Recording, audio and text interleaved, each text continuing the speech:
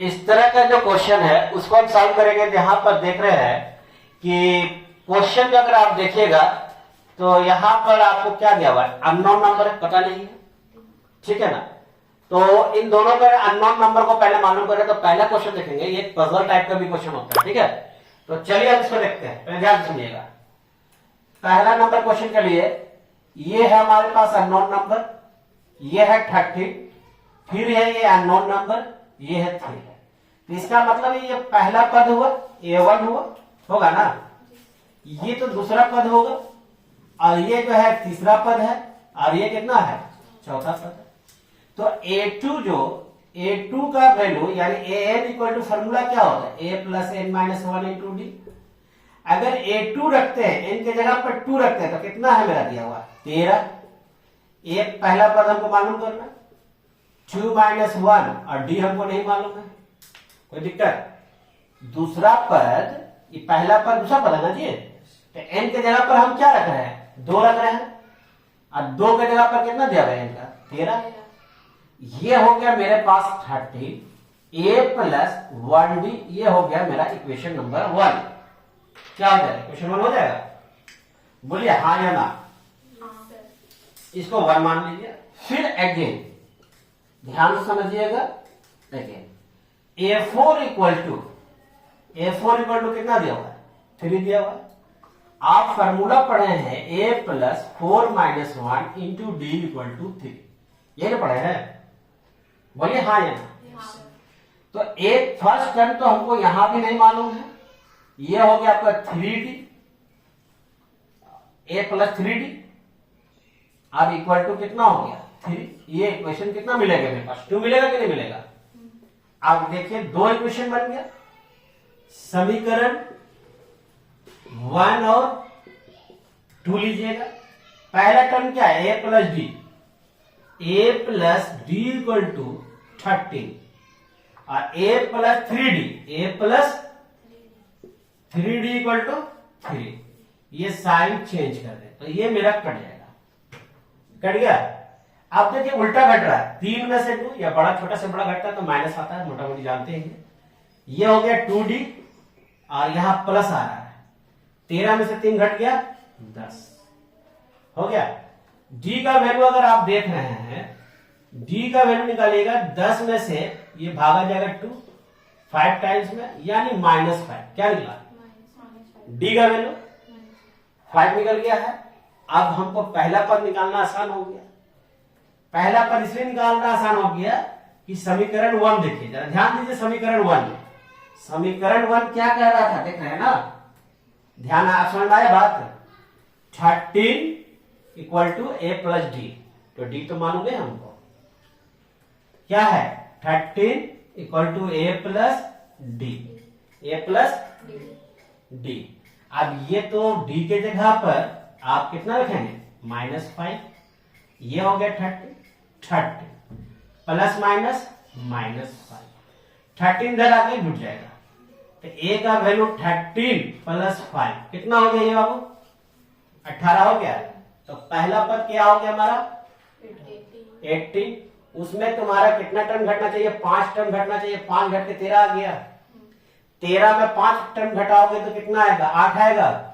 8 में 5 घटा तो 3, तो यहां भी आंसर तुम्हारा कितना आना चाहिए, 8। हो गया कि नहीं हो गया, हाँ या ना।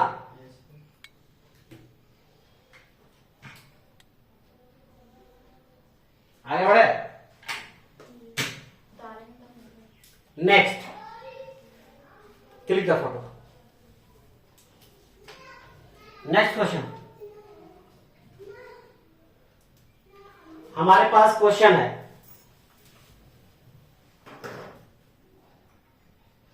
अगला क्वेश्चन है, देख लीजिए ध्यान से क्या क्वेश्चन है,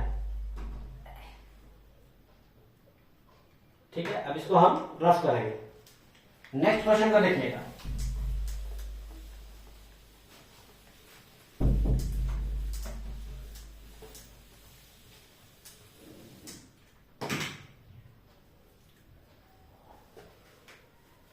बी नंबर में क्वेश्चन देखिए क्या है। बी में है यहां -4 दिया हुआ है, क्वेश्चन मार्क है यानी dot dot dot dot equal to 6 दिया हुआ है। अब इसको कैसे बनाएंगे? पहला पद मालूम, दूसरा पद, तीसरा पद, चौथा पद, पांचवा पद और छठा, यानी n इक्वल टू 6 है और a6 अगर हम जाते हैं तो कितना मिलता है? 6 मिलता है। तो an के बराबर फार्मूला होता है a plus n minus 1 into D. ये वैल्यू मेरा 6 दिया हुआ है, पहला पद मेरा 4 दिया हुआ, देखो ध्यान से, पहला पद कितना दिया हुआ? -4। n का वैल्यू मेरा 6 माइनस 1 और d का वैल्यू नहीं मालूम है ना। ये माइनस इधर आएगा तो 6 प्लस 4 और ये हो गया 5d। होगा कि नहीं होगा? देख लीजिए आप ध्यान से। 6 प्लस 4 हमको पता है कि ये 10 होता है और ये हो गया 5d। 5 2 या 10 और d का वैल्यू मेरा निकल गया 2। निकला है। जब ये निकल गया तो अगला टर्म हमको निकालना आसान है। दूसरा टर्म हम निकालेंगे, जब a2 निकालते हैं तो क्या करते हैं? a1 में प्लस d जोड़ देते हैं। राइट। पहला पद कितना है? -4 और d कितना दिया हुआ निकला है? 2। तो कितना होना चाहिए? अब ये दूसरा पद निकल गया तो तीसरा पद नहीं निकलेगा क्या?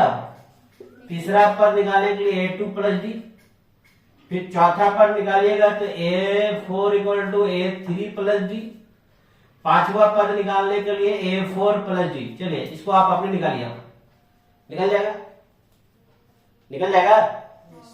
तो इसी तरह से क्वेश्चन को सॉल्यूशन करेंगे। एक क्वेश्चन हम और देख के आज का क्लास ऑफ करेंगे। क्वेश्चन क्या है? 3 8 13 18 डॉट डॉट में कौन सा पद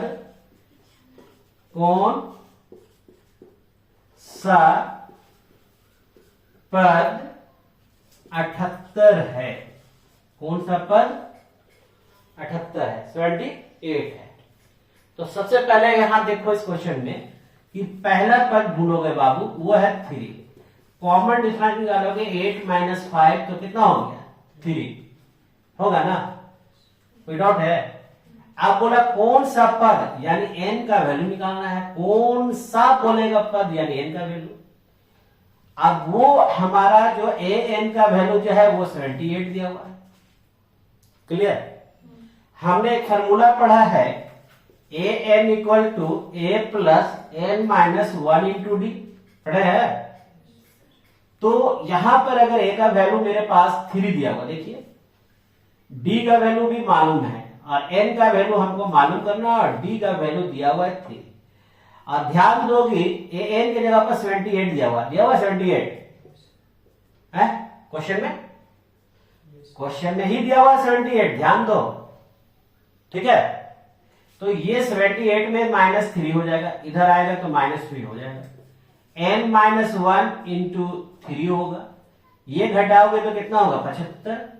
ये डिवाइड चलेगा 3 n माइनस 1, कितने बार 3 2 जा 6 3 5 जा 25 से 75। ये माइनस साइन इधर आ जाएगा, 25 में 1 जोड़ देंगे तो n का वैल्यू कितना आ जाएगा जी? 26। It is the right answer.